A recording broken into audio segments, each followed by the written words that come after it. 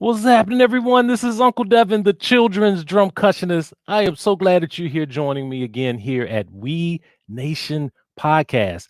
This is where we bring you up in close and really in person with many different artists who make up many of the sounds of the We Nation world. Music for children and families everywhere. And don't forget, you can always follow us at wenationradio.com. Here's information. You can check out our podcast and our radio station on Roku TV, on Amazon Fire TV, on Hey Google and Amazon. And make sure you follow us there. We Nation Radio is a 24/7 online children's music radio station that brings you the best and family-friendly global beats for little feet. We stream R&B, hip hop, funk, jazz, reggae, calypso, go-go, world music, and more. All that's age appropriate and culturally relevant. So, and today I'm so honored and so happy to have fellow percussionists. I'm gonna call them percussionists because they are, but they're artists. We've all worked together in different organizations together, and particularly with young audiences of Maryland. But let me just say that you're in for a treat. You're really in for a treat. Now we're gonna. Hopefully they can teach you or they're gonna show you a little bit about what they do. But I'm honored to have the one and only Beatbox Dads. That's we got Mr. Root and Mr. Max, the founders of Beatbox Dad. Let's welcome them to We Nation. What's happening, my friends, my family?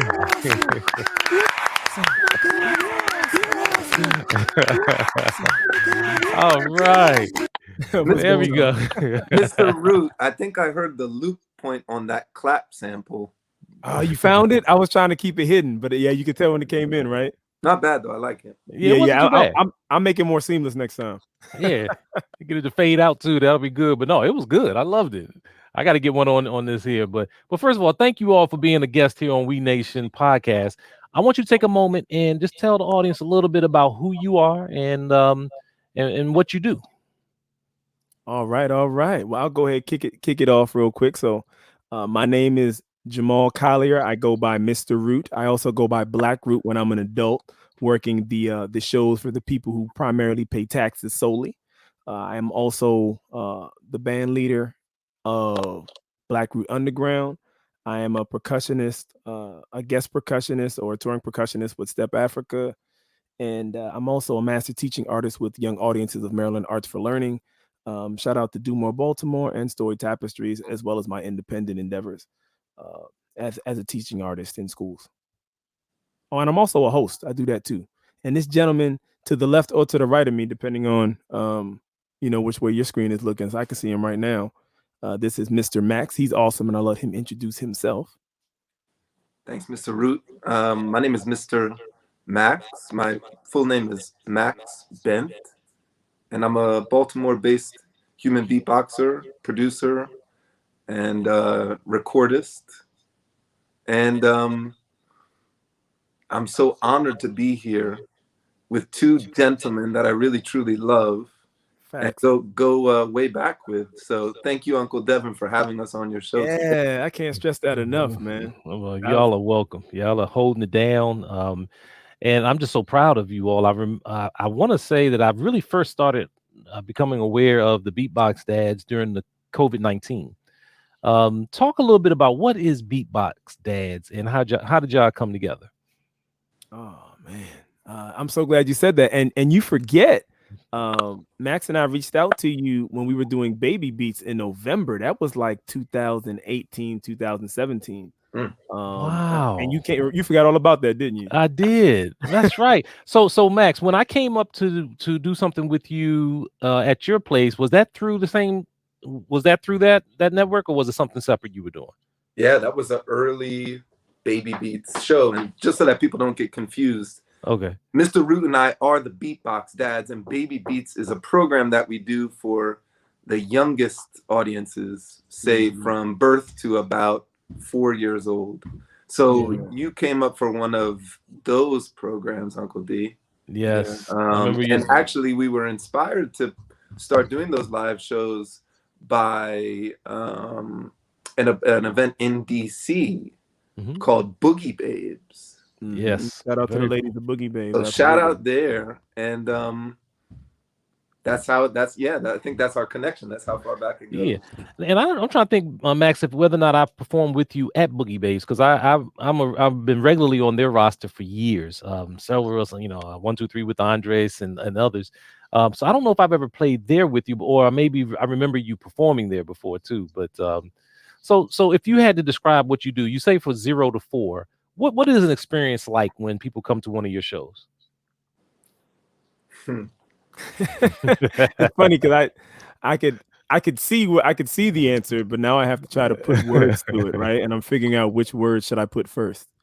I think that it's a very immersive, engaging experience where we're exploring sounds together, we're exploring music together, and we're exploring the amazing culture of the artistry of sound and music with the hip hop base primarily, but we hop in a whole bunch of different genres and visit them while we're performing. And I would even stretch out, I would say birth to about baby beat specifically. I'd probably say birth to about 2nd or 3rd grade, to be honest with you. But a lot of our live independent shows that we put on ourselves, that was very much the range 0 to 7. So we would have, a couple of manipulatives. We'd have some like castanets there, some maracas and some shakers, but we really wanted to focus on them just hearing the rhythmic patterns and getting used to sound. And Max, you could definitely add on to that. Yeah, the Baby Beats program itself, which is the sort of first program that we started doing. This Beatbox Dads title was more recent than that. So it really started out as a extension of our experience with music and our own children. Mr. Root has 2 beautiful children. I have 1 beautiful child, and we would experiment with how music could provide a really interesting context for interaction. And so the early Baby Beats shows were really open floor shows. So you can imagine, I have such fond memories of being in the Single Carrot Theater here in Baltimore, and watching these little people, these strollers come up. What I remember from Boogie Babes is strollers. Yeah. Oh, yes. I remember that's how you sold me. I remember that. Like incredible. Up over 150 of them sometimes. If you're not, if you haven't seen us that before, it's a striking, stunning sight to see that many strollers. And so I was inspired, but I was like, man, I want people to pull up. Yeah. And just, I think, and it's still, we do a lot more stuff on stages now than we did initially. So it's really a great reminder for us to go back to that time when there were no stages. Like Root says, we would put things out on the floor. A lot of the early shows, we were actually like taking butcher paper and like taping it on the floor, and everybody was creating visual art that way. I think we were both really inspired by the idea of, we are both very inspired by the idea of arts integration. That is like how the process of not only observing art, but also participating in art can be so holistic and multidimensional. And so that's the root of Baby Beats. And so we do things like call and response. We do things like guided movements. But just as much, we wanted it, and we continue to want it to be an experience that's open-ended. So we can have little people just sitting and listening and feeling safe, Yeah, absolutely. Well, one thing that children do often just naturally is they make sounds with their hands, rattles, but even with their mouth. Do you all guide them through different ways to make some rhythmic patterns with their mouth, as you do with with beatboxing? Well, funny enough, we do a lot of other guided things, but when it comes to us doing our assemblies or us having that time with them, we don't tell them to do anything with their mouths. You know what I mean? We might do a call and response, but you can correct me if I'm wrong, Max, but I don't think I've ever told any of them to beatbox at all. Like, they may voluntarily do it, and we may model what we see them doing, but the babies already have all the tools, man. You know what I mean? Right. And one thing I want to add is that what's really cool about what we do, and it's not a knock. I know it's not a knock to you because it doesn't apply to you, but we make music that's not corny, right? So, or at the least, it's the proper amount of maze that can get parents involved too. So, like a lot of times, like fathers and mothers will come up to us, and other community elders and guardians will say, "Man, this is amazing. Like, I was watching this the whole time. You know what I mean? As opposed to some other events that I've been to, you see parents on their phones and waiting for their kids to be done so they could go to the next thing. You know, the parents are engaged with what we're doing too. And that's the atmosphere I really love about it. One of the biggest advantages that I've found being a human beatboxer is the immediacy of not having an instrument in the way, not having a drum kit in front of us, not having a guitar strapped around us. And I think the fact that it's two guys, Root and Max, with nothing to impede a child's view except for a microphone. So the child really sees us moving. We have to move. Root and I have to move. We don't have anything that we can sort of hide behind, you know? Yeah. And we're very dynamic movers too. So yeah. So in terms of exposing the children to beatboxing, I think it is, like Root's saying, it's a very sort of self-explanatory yet open-ended experience where we've had a lot of families that have seen us again and again and have told us, have shared with us that over time, children will start to incorporate more and more of this like sound making that is already, as you say, innate. And I think when they get to watch us, it just gives a little shape. We were at the Baltimore Rhythm Fest over the past weekend, and two young guys came up to us and we had a conversation about, they didn't understand. They were like, "Isn't that the radio?" They kept saying, which is so funny that kids in 2021 are saying that. It didn't make any sense to me because I'm like, don't y'all listen to Spotify or whatever? But anyway, and all that. Like, do you even listen to the radio anymore? Who does that? They were sure that it was some sort of radio or something, and so it wasn't. It took some explanation, and I had this funny feeling as they walked. Shout out to B Nation Radio, by the way. Yeah, shout out. We still listen to that. All right, thanks. You know, I had this funny feeling that they were going to, like 10 years from now, I'm going to see them again and they're going to be like a beatbox duo. And they're going to say, we saw these two guys at Baltimore Rhythm Fest like 10 years ago and we just got into it. And I just had this funny feeling, you know? Wow. It's wow. Like, that's heavy, bro. Like that's heavy. And things like that have actually kind of happened in a way, you know, with some of the teaching artistry stuff that we've done. So I've seen some students that are older now that make music, you know. The beauty. I'm sorry. I didn't mean no, go ahead. I was gonna say the beauty of beatboxing, first of all, is you always have your instrument with you. That's the first thing. You don't have to plug nothing in. Like you say, it's nothing that's prohibiting you from communicating with others. But when you also add technology and you can do certain things, like I know you do some looping and all that, then you can create instantly a full range of sounds. Can you give me a sample of something that you all have done? If either both of you all can give something, or maybe just one of you, but just so that people can understand exactly what beatboxing is and how you all use it. Okay, so you know what I'll do? I think I'll do the tutorial that I kind of borrowed from Max a little bit, right? So most vocal percussionists, we use 3 different letters: B, T, and K. And I added that you could take the vowel sound out of the consonant. So when you say B, that ends with the E sound. But if you take out the B, you get B, and that's your kick drum.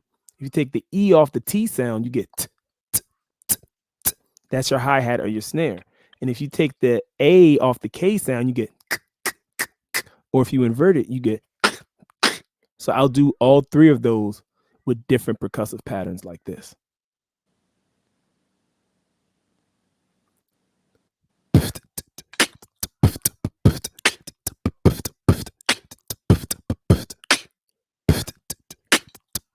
So that's all B, T, and K. And then you could add sound. And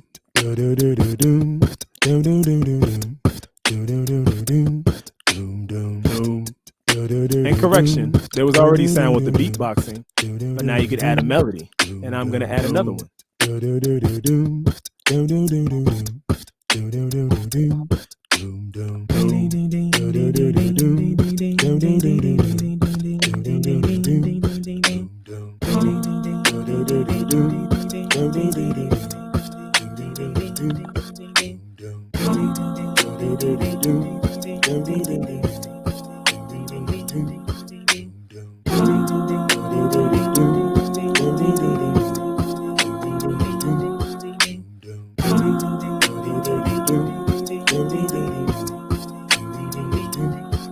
Hey, do you wanna be a rock star?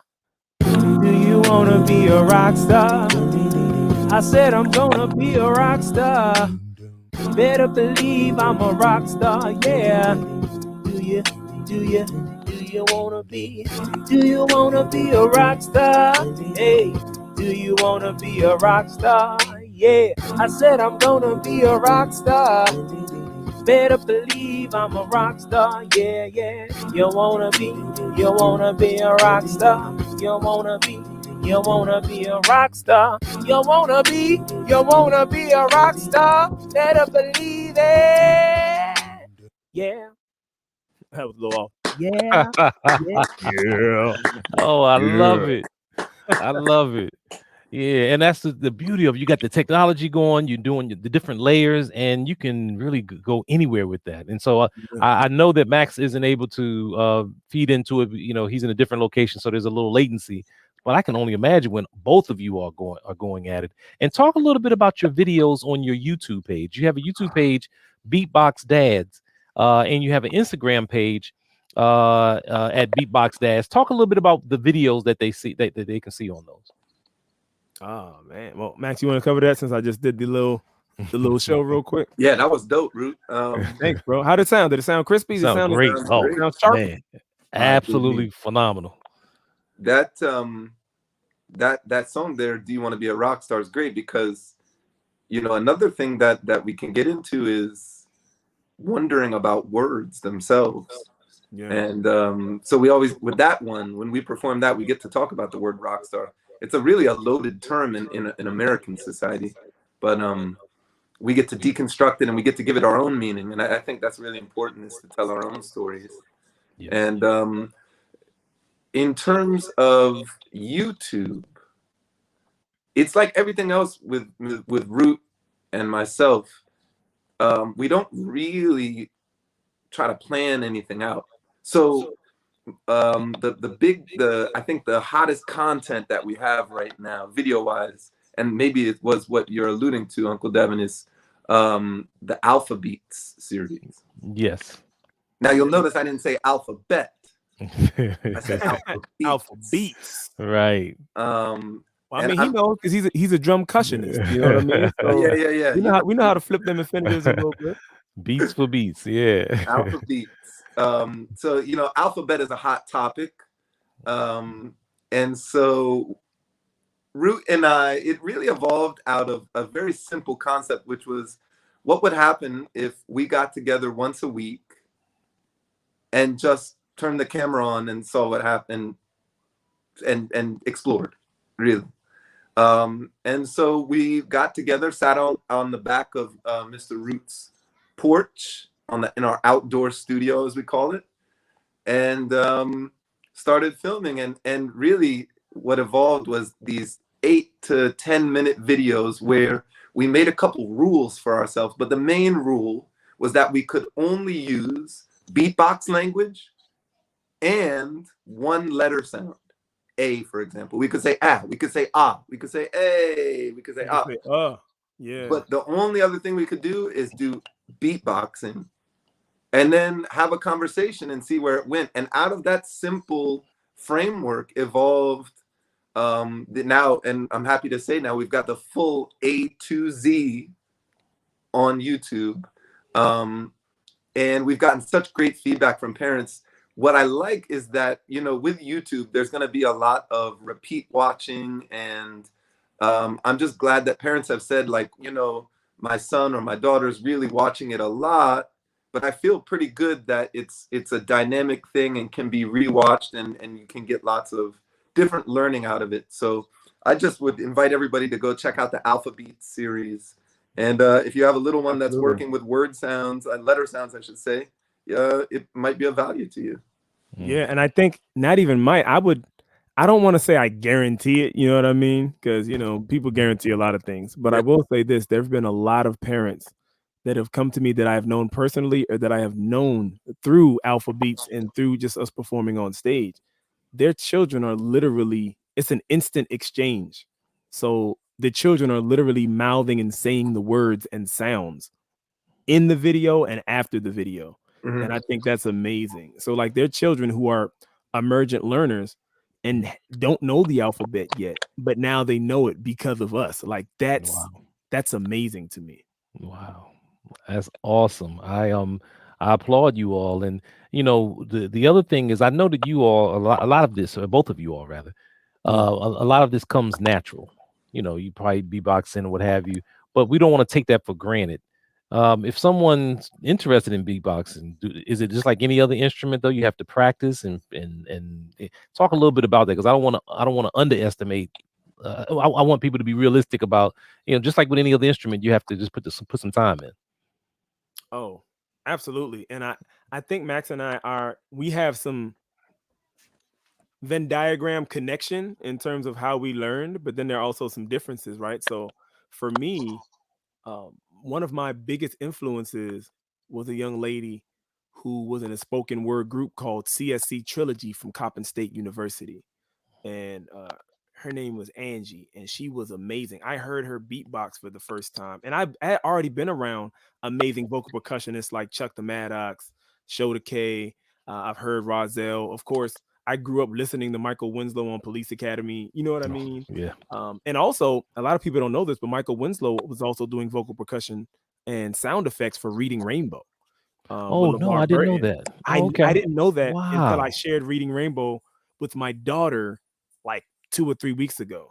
And I heard the sound effects and I was like, that sounds familiar. And then I looked at the credits. And as a kid, you don't really look at the credits, right? So when I'm 7, Right. 8, 9, I'm not looking at the credits. But to get back to it, I heard her go, and when I heard her do that in the spoken word piece that they were doing, I said to myself, oh, I could do that. And I tried to do it. And I said, Ewow, Ewow, Ewow. And it sounded terrible, right? It sounded like I Right. was trying to say Ewok from like another place, right? So I literally, quiet as kept, even though I was already a performing artist, I would practice in the best place where everybody practices in their home studio, right? The bathroom. Mhm. So I'd be in the bathroom taking a shower, going, Ewow, Ewow. And then I said, well, what sounds do I know how to do? I think I could do like a helicopter. So I started thinking about other sounds that I could do well. And then it started to serve me well when I started going to live performances where there were bands and I was doing spoken word or I was an MC, and they would say, well, what type of beat do you want? And I would look at them and I say, well, I'm an instrument just like y'all. So if y'all play, I'll do something off of what y'all got. And the drummer would look to me and be like, well, what type of beat you want? And then I say, all right, well, give me, and that would be my language where my theory was weak, my practical application was strong, Right. so I would roll like that. And yes, it takes a lot of practice. I put in a lot of hours beatboxing, and I joined a couple of bands where I was the drummer in the band. So shout out to Soul Eclectic. That was the first band that I was hired to not be an MC or a spoken word artist or a host. I was hired to literally just sit in the background and provide the bottom. I thought that was really cool. I was the heartbeat of the band. And yeah, it was a very uh, gainful experience because I learned how to be more plosive and push my sound out more because they mic'd me terribly for those years I worked there. Wow. Yeah. Yeah. But So they mic'd you me got, like a vocalist. and So you have to deal with that, like you say, different mics, people not micing you correctly, whether it's too much bass, too much treble, or whatever the case may be. So, um, and how about you, Max? Now, I've seen your work probably more so only because I know we've worked together before, and I'm just amazed. And I know a lot of it comes naturally, but do you find yourself practicing to even create something new that you hadn't done before? Well, this is a very interesting conversation. I think it's worth noting that, as a lot of the listeners know, human beatboxing is rooted in hip hop culture, right? Yes, And so I indeed. think it's really important that Root brings up, and a very common experience for myself and for a lot of beatboxers of our generation, which is anybody, let's say 40, late 30s, 40s and up, right?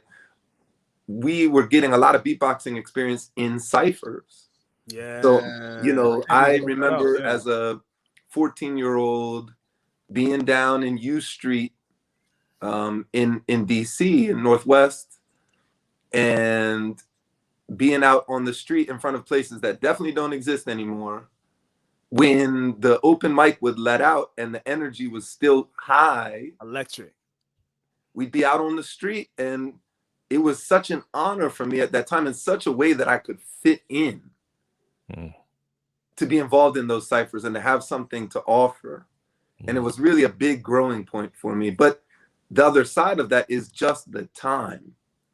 So you're getting that cultural knowledge, but you're also spending the time. So anybody that's out there that's listening that wants to learn an instrument, there's no way around it. The time is critical, because it's time that allows you to form the connections between your brain and your muscle tissue, and you can't skip the time. But if you can find ways to spend copious amount of time that's fun, for example, freestyling with your friends, Yeah. and I also had a very similar experience with a band called the Geckos, where they allowed me to come in and do 3-4 hour sets with them. And that was a big jump for me as well. Wow. Going from the context of, ciphers to like 4-hour gigs. It really gives you a chance to strengthen the same muscles that I would imagine a lot of woodwind players use, saxophonists, clarinetists, the embouchure, right? And I think one other thing I want to add in terms of learning today that's very different than when Mr. Root and I were coming up is the resources. Just go to a YouTube, for example, and there are endless tutorials for every sound. I mean, the amount of sounds that exist now, the amount of techniques over, let's say, the past 15 years has increased exponentially. Whereas if you wanted to learn beatboxing 20, 25 years ago, you might have one other person in the area that did it. And you might, if you're lucky, get together and share some techniques, but that was about it. And if you're but now the art form has spread so rapidly because people are learning off of essentially online tutorials. And with beatboxing, just like with breakdancing, just like with MCing, all things in hip hop come from like a core that can then be extended out. So if you're trying to learn, start with your, hi-hat. Keep a steady beat, right? Just that. It might not seem like a lot, but just that. Do that for a minute and then stop and tune in and see how your breathing feels. Because the other thing that's very important with beatboxing is that it brings awareness to the breath. So see what it feels like. Adults, kids, see what it feels like to at a full volume. So somebody could hear you in the next room. Just do this. Ask for and do that for a minute straight. Put a timer on. And when that minute goes off, see if you feel any different than when you started. But then from there, you add and stretch out. You add other sounds, just like a break dancer is going to start with a top rock, but then take it to the floor and add a sequence of movements that ends in a freeze. Overall, beatboxing works the same way, right? It definitely does. And the letters are your guides. So you can literally write out letters like FTK, BTK, FTK. What does that sound like? Right? BTK, FTK.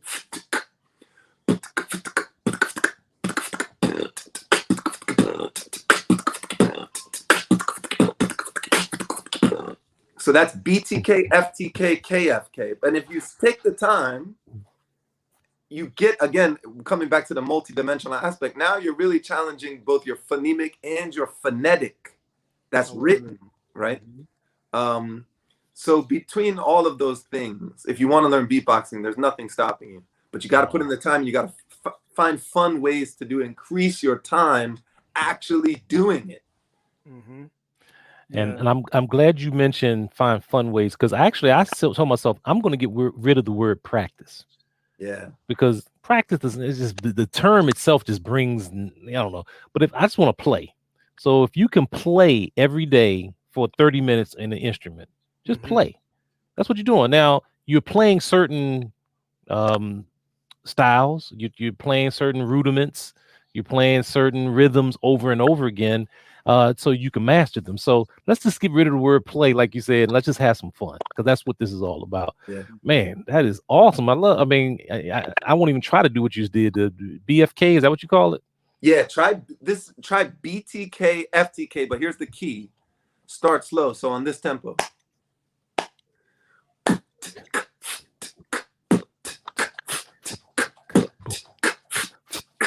And notice your air. You're going to run out of air quickly because it's all outward sounds. Right.